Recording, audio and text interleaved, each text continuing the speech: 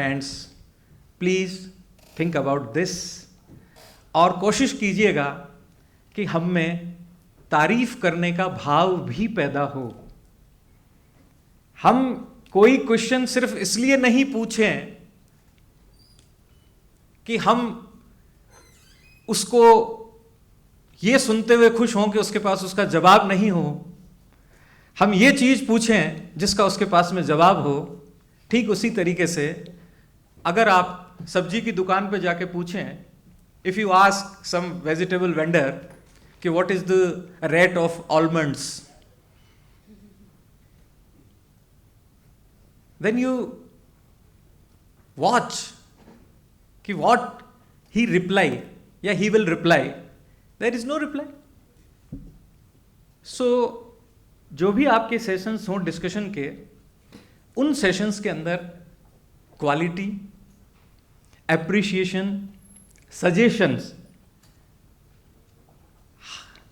We start a topic with criticism of the policy and we ends with criticism, जबकि we start with the weakness, the drawbacks of the system and conclude with a solution.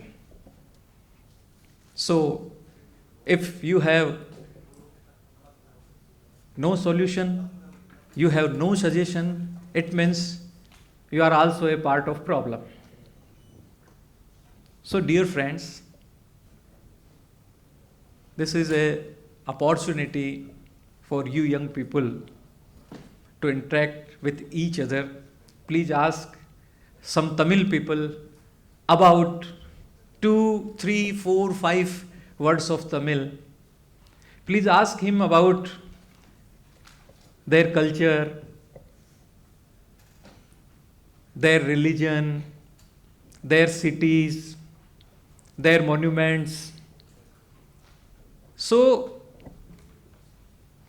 as you ask him about his things, he connect with you, and India connects with Tamil Nadu to Odisha, from West Bengal to Rajasthan. And when you extend your discussion with that fellow, after 2-3 days, you will see that you have a different knowledge about your colleague. And various languages are the beauty of our country. When I came here, somebody was telling in Tamil, if I get some opportunity and will have time in my life, then I will try my best to learn one South Indian language, either Tamil or Telugu. Because translation has no its own flavor. आप राजस्थान में आएंगे और यहाँ की दाल बाटी खा के जाएंगे और यही दाल बाटी आपको कहीं कोलकाता या दिल्ली में मिलेगी, तो साइज वही होगी, हाइजीन हो सकता है और बढ़िया हो जाए, परोसने के तरीके ठीक हो जाएं, टेस्ट वो नहीं रहेगा। इसी तरह से लैंग्वेजेज हैं जो उसका रॉ टेस्ट है, जो तमिल बोलने वाला तमिल में अपने आप को एक्सप्लेन कर सकता है, फिर जब ट्रांसलेशन होगा तो जैसे अंग्रेज करके गए थे ट्रांसलेशन, उनसे आपका थिरु शब्द तो बोला ही नहीं जाता था। थिरु मीन्स श्री, तो जितने भी सिटीज थे तो थिरुअनंतपुरम था जिसको उन्होंने त्रिवेंद्रम कर दिया। कौझी कोड़े था जिसको कालीकट कर दिया। उटग मंडलम था जिसको ऊटी कर दिया। जो उनसे बोलना नहीं आया और जैसा वो बोले, बट दुर्भाग्य से हम भी वही बोलते आ रहे हैं, क्योंकि हम सभी ने हमारा ज्ञान ट्रांसलेटेड लैंग्वेज से हासिल किया है। तो आप कंपटीशन पास कर सकते हैं, लेकिन जीने के लिए और किसी कल्चर को समझने के लिए या उसका एनालिसिस करने के लिए आपको वैसा होना पड़ेगा। और जब तक आप वैसे नहीं हैं तब तक you have no rights to comment on them, because you don't know what actually they are. अब हमारे यहां दिक्कत ये हो गई कि हमने टाइम्स ऑफ इंडिया, हिंदू में कोई आर्टिकल पढ़ लिया बिहार के बारे में, वो जो उसका कॉरेस्पोंडेंट था वो बिहार का था ही नहीं, वो कर्नाटका का रहने वाला था।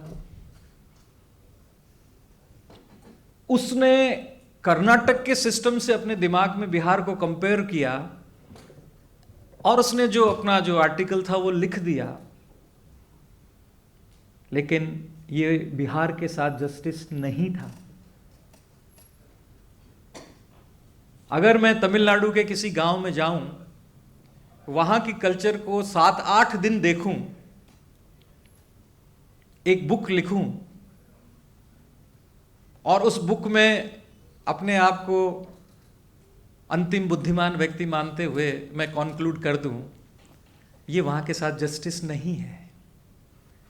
अगर किसी सीजन को भी हमें देखना होता है, एक पूरा साल लगता है कि साहब गर्मी में राजस्थान का आदमी कैसे रहता होगा। अब एक आदमी गर्मी में राजस्थान आया और उसने देखा कि भाई यहाँ तो बहुत गर्मी पड़ती है, बहुत पसीना निकलता है, यहाँ लोग बाग कैसे बाहर निकलते होंगे, लोग बाग अपने सामाजिक कार्यक्रम कैसे करते होंगे, और उसने उस पर आर्टिकल लिख दिया कि राजस्थान की तो वेदर कंडीशन है ये बड़ी हार्श है। बट राजस्थानियों ने उसके साथ जीना सीख रखा है कि 45 डिग्री टेम्परेचर तक तो हमें ये लगता है कि ये ठीक ही है। We accept this fact, this natural fact. लेकिन अगर कोई आदमी कश्मीर से आएगा उसको बुरा लगेगा, कोई हिली टेरेन से आएगा उसको बुरा लगेगा, और वो फिर उसी हिसाब से उसको लिखेगा। तो जब हमारी पहली पीढ़ी ने आज के 20 साल 30 साल पहले जब पिज्जा खाना शुरू किया था, पिज्जा अब तो सब जो नई जनरेशन है उससे वाकिफ हो गई होगी, या बर्गर खाना शुरू किया होगा, तो that time A question arise in my mind कि ये इतनी बड़ी चीज को एक साथ मुंह में कैसे रखें। फिर दूसरी ओर ये भी दिमाग में आया कि ये तो उन लोगों ने डिजाइन किया है, यूरोपियंस ने, they are so called the most progressive, जिनके एटिकेट्स हैं वो सबसे ज्यादा हैं, उन्होंने आखिर इसको क्यों खाना शुरू किया। इस पे किसी भी नॉर्थ इंडियन का या किसी पढ़े लिखे इंडियन का कभी कोई रिमार्क, कमेंट मैंने आज तक नहीं पढ़ा। और जबकि हम साउथ इंडिया में जाते हैं तो देखते हैं कि केले के पत्ते के ऊपर लोग बाग चावल और रसम जो भी मिला के खाते हैं। हम घोर आश्चर्य से डूब जाते हैं, ये ऐसा क्यों करते हैं। मतलब जो पिज्जा खा रहा है, जो बर्गर खा रहा है, उसको लेकर हमें आश्चर्य ही नहीं है। We are very casual about this कि नहीं ये तो ब्रिटिशर्स का है, ये तो यूरोपियंस का है, अच्छा ही होगा। हाइजेनिक कौन सा है? हाइजेनिक साउथ वाला है। केले का छिलका है, नेचुरल है, ऑर्गेनिक है, अवेलेबल है, उसको डिस्ट्रॉय करने के लिए कचरा नहीं होगा, बायोकंपोस्ट है, अपने आप कन्वर्ट हो जाएगा। तो look the scientific method of the people of south India.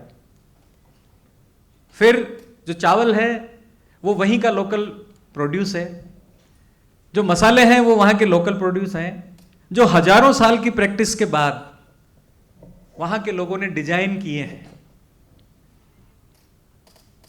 चीज हमारे यहां नहीं थी।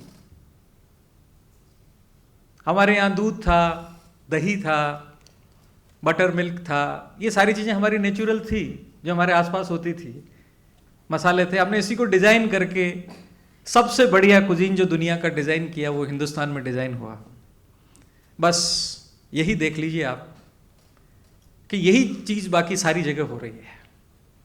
दूसरों की चीजों को, यूरोपियन कंट्रीज की, वेस्टर्न कंट्रीज की, बहुत अच्छी बात है उनमें, उनकी साइंस को हमें एक्सेप्ट करना चाहिए, उनके डेवलपमेंट को हमें एक्सेप्ट करना चाहिए, उनके हाइजीन को हमें एक्सेप्ट करना चाहिए, लेकिन as far as concern the culture, the cuisine, the history, the mythology, जरूरत ही नहीं है कहीं जाने की।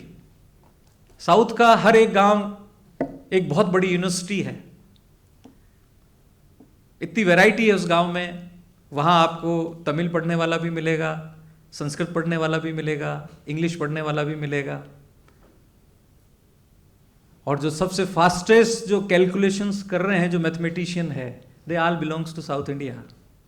उस चावल में कोई ऐसी करामात है, उस केले में कुछ ऐसी करामात है कि जो हमारी कैलकुलेशंस को फास्टर बना देता है।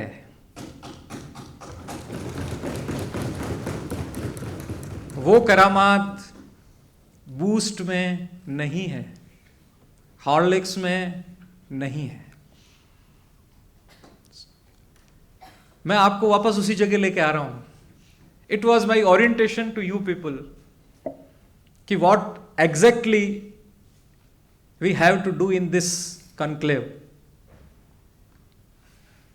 कि हमें सारी चीजों को सुनना है। इस डायस पे जो भी आएगा वो अपने क्षेत्र का विद्वान आदमी है, प्रतिष्ठित आदमी है।